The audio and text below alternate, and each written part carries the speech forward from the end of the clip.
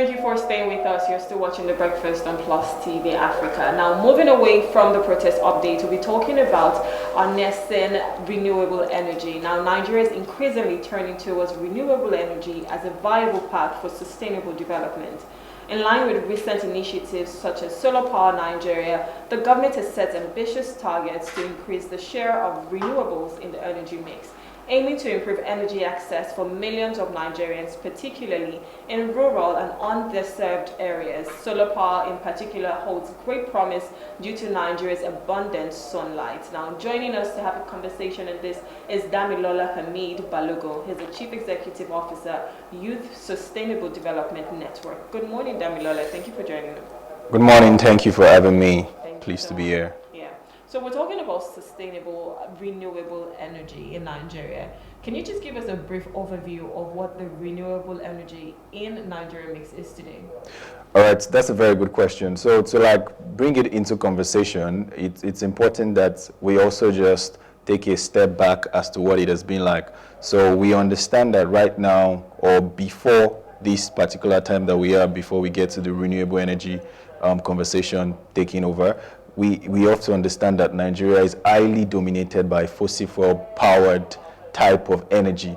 And so since 1970, Nigeria has heavily relied on fossil fuel, and it has made it the backbone of its economy. And so right now the world is looking to transition into other forms of energy, cleaner form of energy, in line with international climate and energy policies, talking about the use of solar, talking about the use of hydro, talking about the use of wind, and so on and so forth. So right now, as I speak to you, I can still tell you that out of 100% generated electricity in Nigeria, I can tell you over 80% is still largely based on fossil fuel, but slowly integrating with policies such as national renewable energy policies and energy efficiency use, promoting that, and of course also having the energy transition plan of Nigeria and the Rural Electrification Agency working to drive Nigeria into the future of renewable. Right now we are not there yet, but we are slowly moving in that pace. I was just about to ask, do you think people are embracing this a lot more? I know that in the urban areas, people are using solar energy right now because there's sunlight. We're blessed with that, right? But in the rural areas, because if we're talking about the cost implication of this, do you think people are moving towards that at the moment? All right, so that question you're even coming from comes in line of electricity being a subset of energy itself. Yeah. And so I think it's also important to paint a background as to making people understand that when you talk about electricity in Nigeria, electricity is divided into two aspects. So there is the centralized one, which is known as on-grid, and there's also the decentralized one, which is the off-grid system. Okay. Right now, as I speak to you, a lot of people get to benefit from the on-grid system. That's the normal one with the generator and of course transmission and distribution by the power holding company of Nigeria.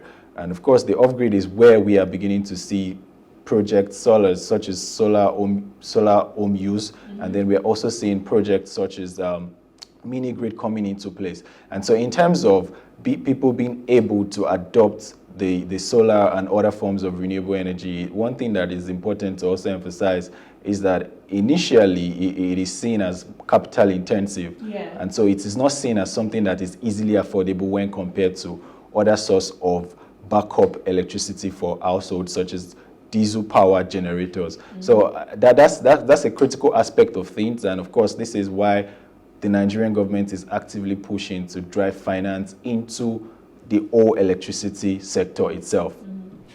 Okay, so if we're talking about renewable energy, of course it's clean energy, right? It's even better than your generators, because with your generator there's noise pollution. Sometimes you even have all of this flaring that happens from the pipe and all of that. So it's renewable energy is cleaner, and you've just mentioned the fact that the government is trying to push more finances, but what are some policies that you think the government really needs to put in place, especially if they're looking at this and saying this is where we should move to? What are certain policies that they should put to be able to, just implement, just ensure that everybody loves this and we're going for it? I like what you said about implementation. So there are a lot of policies. So there are so many policies as far as the energy transition plan is concerned. Nigeria pledged net zero in 2021 at Glasgow COP26. There is the energy transition plan. There is the rural electrification act. So there are so many bills, and there are so many bills that have become laws. So essentially the implementation is what is important. And then that makes me also then drive in terms of putting all of these things into appropriate action is, of course, implementing it. So right now, as I speak to you, there are several tax incentives for those that are looking to drive into renewable energy. But what is the implementation of this? I can tell you, for example, I'm supposed to, if I'm importing renewable energy machineries from outside of the country, I am not supposed to pay custom duties. That's amazing. It's clearly stated in the law. So all of these things, how implementable are they?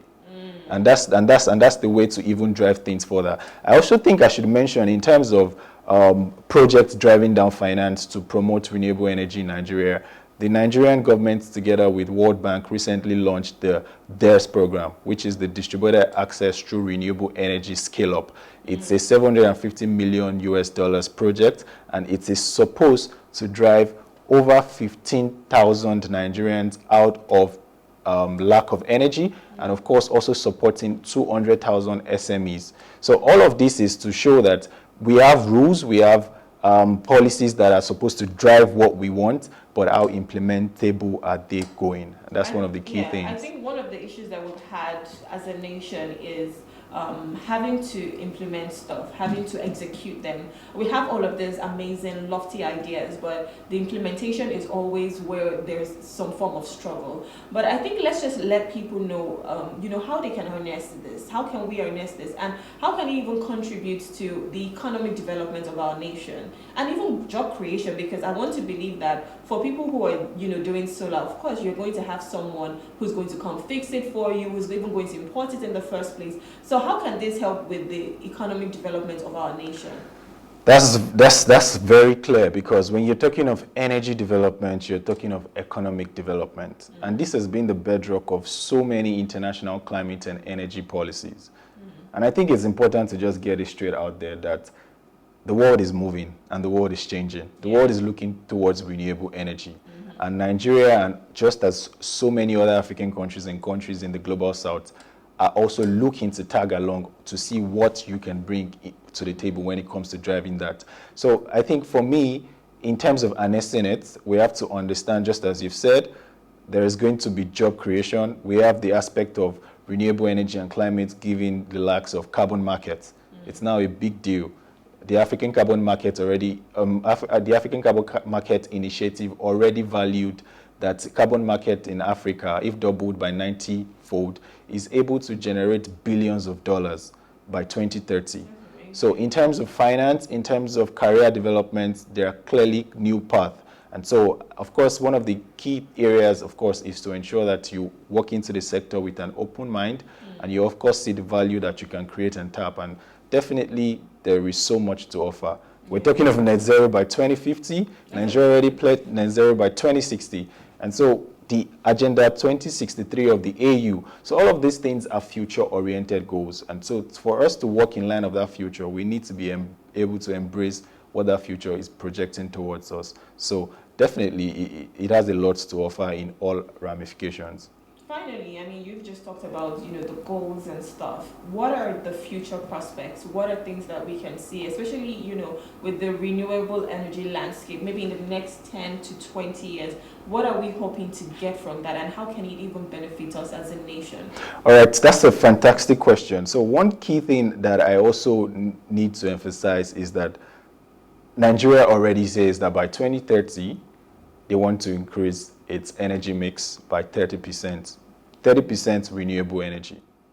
So that is clear.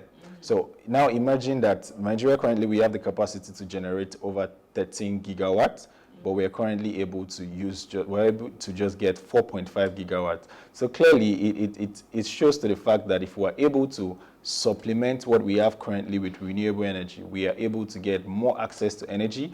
And then, of course, working with our policies to make it very much certain and implementable, that gives us also an edge to command financing that would promote economic development, that would then make us be at the very topmost of all other countries, just as we are meant to be.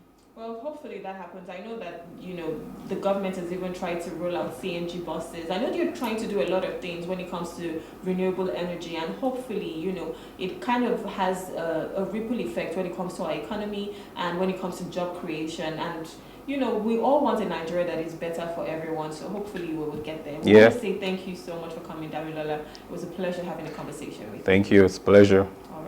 We're speaking with Damilola Hamid Balogun. He's the Chief Executive Officer, Youth Sustainable Development Network. And we've just been talking about harnessing renewable energy in Nigeria. Well, this is where we have to wrap it up on the show today. Thank you so much for having the breakfast with us. My name is Rome Paulson. I'll see you again tomorrow. Have an amazing day.